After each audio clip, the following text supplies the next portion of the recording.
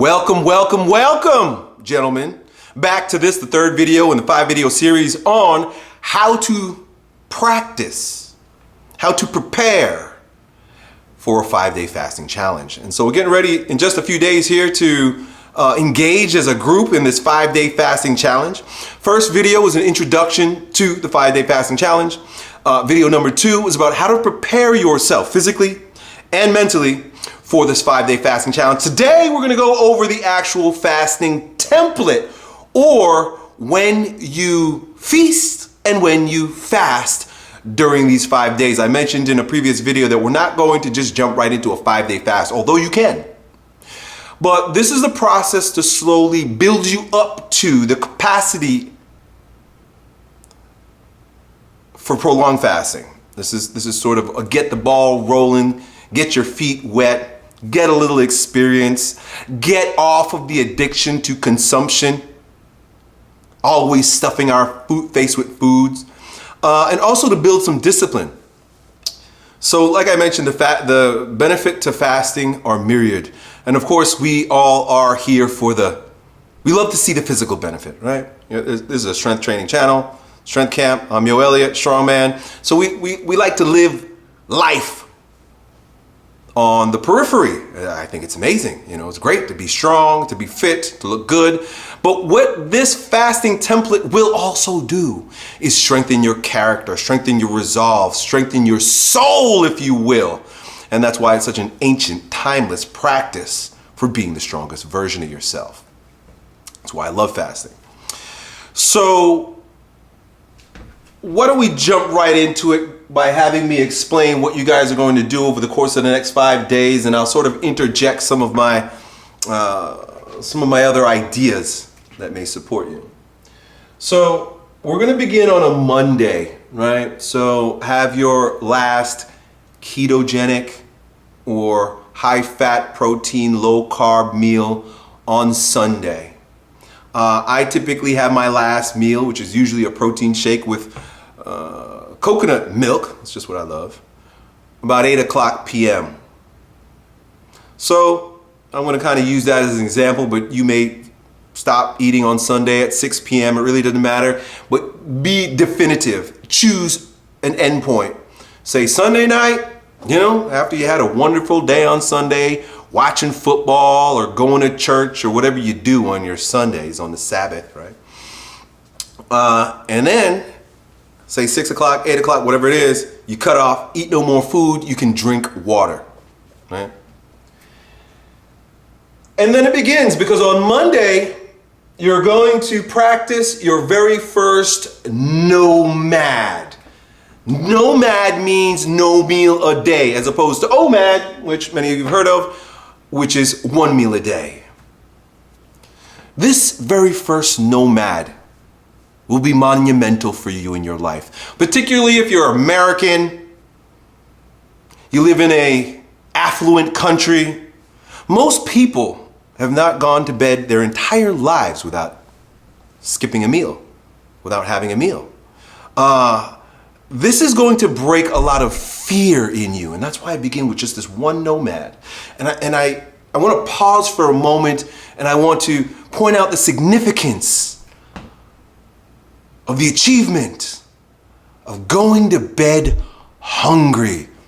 Now, mind you, there are millions of children all over the planet go to bed hungry every fucking night. Your fat ass can handle one night. Just don't even think about the rest of it. Just think about this one opportunity you have to transcend that repetitive, addictive, consumptive behavior of constantly stuffing your face. I think it is the root of many of our evils. You know, they say that money is the root of all evil. Well, money is a means by which we consume, and I think it's the consumption that is really the root of all of our evils. And I think that food, constantly eating, does a number of things. Number one, it keeps us emotionally addicted to consumption, because when you eat, you feel good, you feel satiated. It fills sort of an emotional hole that grew there when you were a child, when you were a baby and you were whining or you were crying or you were unsatisfied. And the first thing your mommy would do is she'd stuff a fucking bottle in your mouth and all of a sudden you're all good again, right? So any kind of discomfort, we never give ourselves an opportunity to go through discomfort because since we were babies, we've been getting clogged, stuck shut with consumption, fucking eating. And you see it, you see it with the babies and you see it with the adults.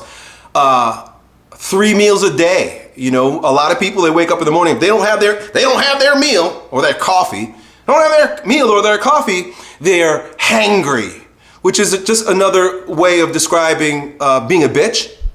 When you're hangry, that's because you are experiencing the weakness of demons, of addiction, leaving your body, right? Keep that in mind. So you get to face yourself, you get to face your demons, you get to face your weaknesses, your inner beta. Stop being a bitch.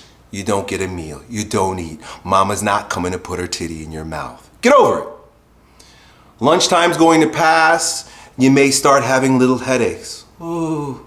Might start feeling low blood sugar. These things are legit. I understand they're there, but you can handle it. And so begins the path of soul regeneration, right? Because you got to battle those, I quote unquote demons. I call them demons. You got to battle that inner dialogue that keeps you stuck in constantly needing and being dependent on that shit. So you get to be a good big boy. But what you ought to know, because the ego loves to have validation. I agree. I like this validation too. Is there in that first day, that first nomad, we're gonna stick with this for a little while, this first 36. You're battling emotional demons, right? Because there's the habit, there's the addiction, and all addictions are emotional, of walking to the refrigerator and getting something out to eat, or going to the restaurant and getting something to eat. You're going to get fidgety because your body's used to a pattern that's being broken. It's a pattern interrupt. So there's a lot of that's going to be going on. A lot of it is mental, and that, I know I'm a broken record here, but I really and truly believe that's just as important as what's happening physically. Now, what's happening physically, you ought to know, is that you are going through a detoxification process. At least that's part of it. If you did as I said, and you ate mostly ketogenic, high fat, high protein, moderate protein, low carb, which is the key, the days before, you won't have that low blood sugar sort of wooziness that people get when their insulin is high, but then the blood sugar has all been scavenged, it's all gone, and then the body, the insulin almost acts like it starts seeking shit for energy. It's an energy uptaker in the body. And if the sugar's not there, right, because you're fasting, right? So it's like insulin is like the drug addict in you. I need. And then the sugar is like I get what I want. Well, there ain't gonna be no fucking sugar. Keep your insulin low, you won't have such a big problem. But for a lot of people, the consumption has just been chronic for so many years that even after a few days of eating ketogenic, you're gonna go into this first nomad, insulin still may be kind of high. And so you're dealing with that. That's a part of the reason why you might feel kind of shitty.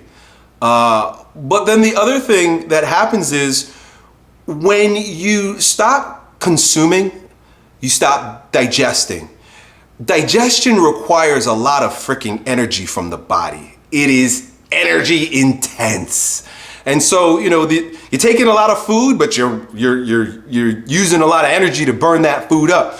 When you stop consuming, stop taking in food, your vital resources, the energy in your body, if you will, can then be diverted to other tasks.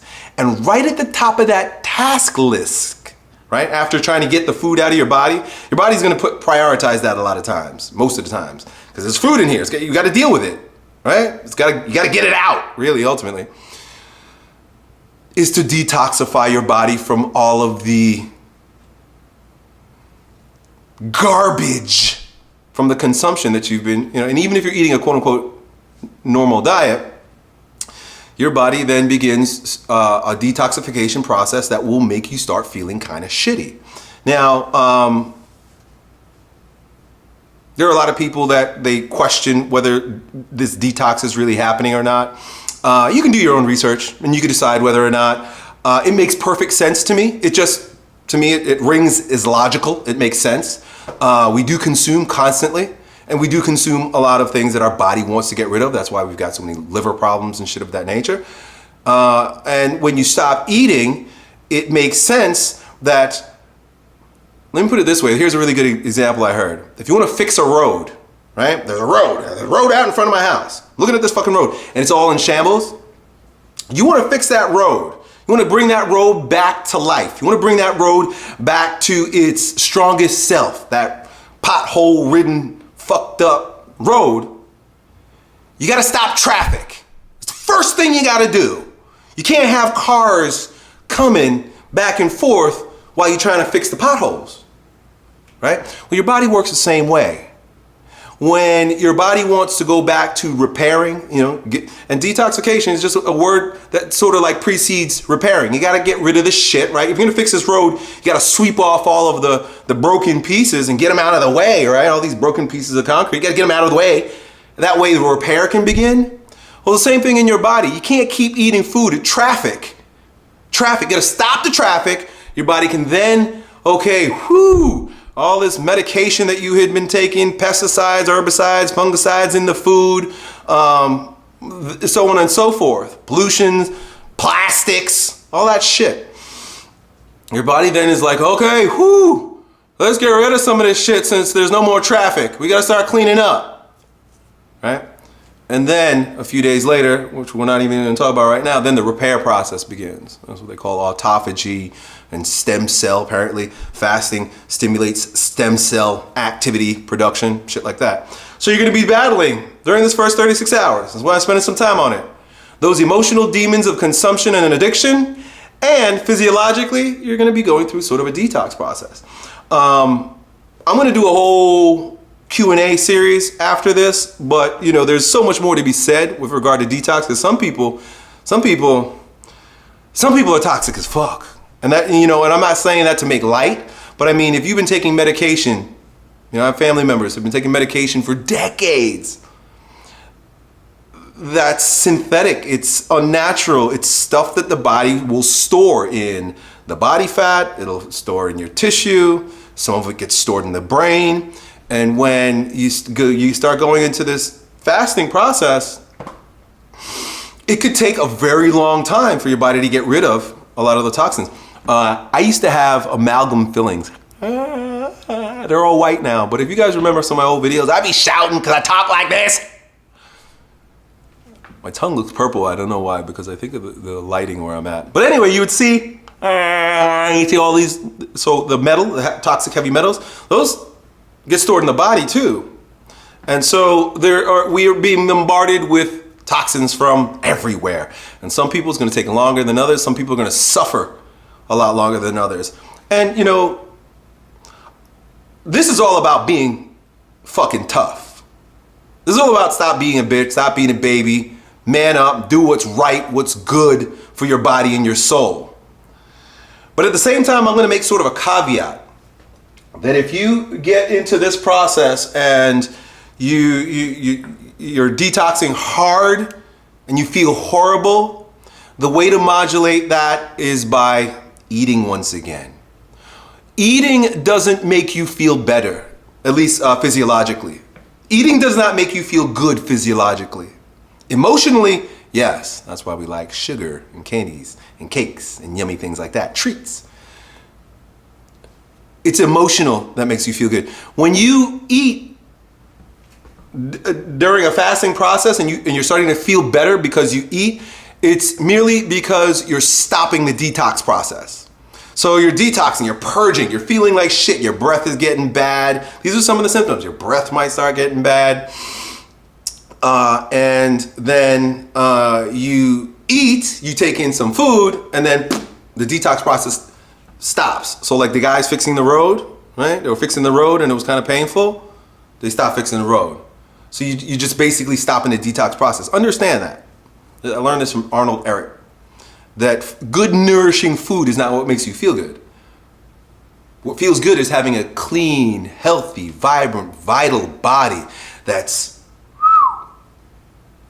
pure. That's what's nice. That's what feels good. That's our natural state. That's coming home to ourselves. The food just stops you from getting there. So it's just know. That's all. Just know. You just need to know. So you're gonna do this NOMAD on Monday and then OMAD on Tuesday, which means you're going to have one meal on Tuesday. So it's not even that bad. And the reason why, because this is like a taste. This is just to get you going. NOMAD, well, you went to bed, congratulations, clap for you. But then you get to break, you get to break the fast, you get to feed the addiction just a little bit with a OMAD day on Tuesday. And so with that, I say, 2 to 4 hour eating window. You could do a legit OMAD, one meal, which is okay, which is great, which is amazing if you can do that. If you're the type that you want to get those calories in, that's fine. Especially you haven't eaten for almost 2 days, and you think you're going to lose your gains. Well, then give yourself 2 to 4 hour eating window. So say for example, oftentimes I'll break fast at 6 and then eat to 8. So you went the whole overnight, and you went most of the day on Tuesday. Wait till you get to the evening time, and then you break fast for 2 to 4 hours. And then when you stop, just like the Sunday before. When it's time to stop, you stop. And then you gear up to do the big boy dance all over again.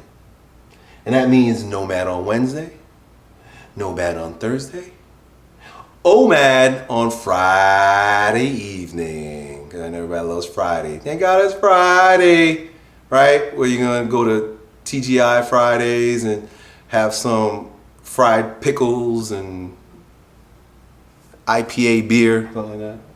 I would say keep it clean. But then, so there's your 70 hours. And then, so what we've got here is 5 days. 5 days. Write it down, or look, I'm going to have a report ready for you guys pretty soon here. But write it down. That's basically it. I can't stress enough. It's about breaking addiction, breaking the mental beta, the inner bitch, getting tough, and then pushing yourself a little bit through, and then treating yourself on Friday, right? And once again, this is all a process to help prepare you for prolonged fasting. I'm going to talk in another video a little bit more about the non-caloric beverages only. This is a water fast. I didn't specify that, but it is a water fast. In subsequent videos and maybe challenges, we'll throw some dry fasting in there. But for right now, I think it's important for us just to get the ball rolling on this. And with that, you'll only be drinking non-caloric beverages. So that's water, black coffee, bubbly water, gas water, that's what the Europeans call it, like Perrier, shit like that. And then of course, I'll mention in the supplement video, which is coming up, the salts that you want to put in your water. I mentioned steak juice the other day. You want to put some salts in your water to help support you, especially if you're going to be training. And that's what that next video that's coming up right after this one's going to be all about. What do you do about your gains while you're fasting? So what I'm going to do is I'm just going to offer you guys a few training principles for fasting, and then I'll talk a little bit about what I'll be doing as I prepare for the Strength Camp Challenge. Keep growing stronger. Done.